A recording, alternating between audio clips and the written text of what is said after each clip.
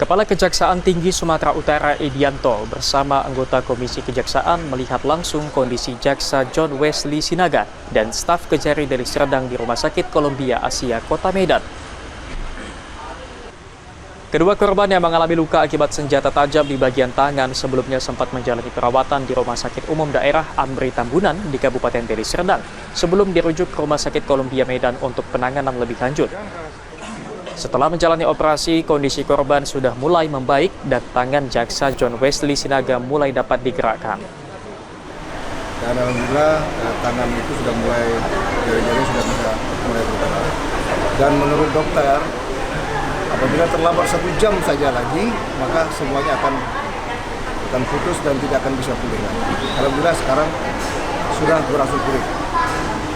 Itu keadaan yang sekarang ini. Sementara itu, Kejaksaan Tinggi Sumatera Utara melalui Koordinator Intelijen Kejaksaan Tinggi Sumatera Utara, Yos Arnold Tarigan, memastikan jaksa yang menjadi korban tidak pernah menangani perkara pelaku Alfa Patria Lubis alias Kepot yang diduga menjadi otak aksi penyerangan. Pihak Kejati Sumatera Utara juga membantah korban melakukan pemerasan terhadap pelaku. Koordinator Intelijen Kejaksaan Tinggi Sumatera Utara, Yos Arnold Tarigan, menduga ada pihak yang memerintahkan pelaku untuk menyerang korban. Keterangan daripada pelaku ini harus memenuhi syarat-syarat yang logika, ya, kesesuaian dengan bukti lain, keabsahan, pengakuan, dan kesaksian yang mendukung. Jadi ini tidak ada yang mendukung, ya. Ini dari apa yang kita simpulkan, ini adalah asumsi alibi dia. Sebelumnya, kuasa hukum pelaku Alfa Patria Lubis alias Kepot yang diduga menjadi otak aksi penyerangan mengaku aksi penyerangan akibat korban kerap meminta uang kepada pelaku.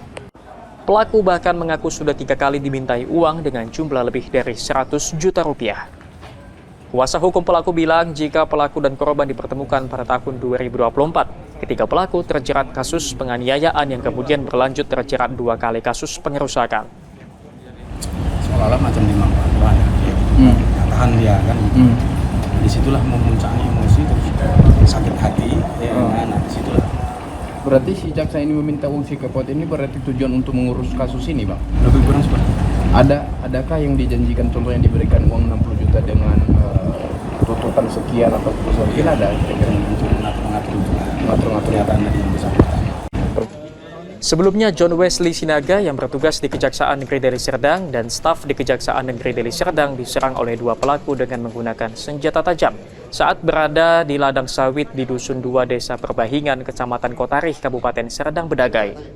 Polda Sumatera Utara sudah menangkap 3 pelaku yang masing-masing berperan sebagai otak pelaku, eksekutor, hingga pembantu eksekutor.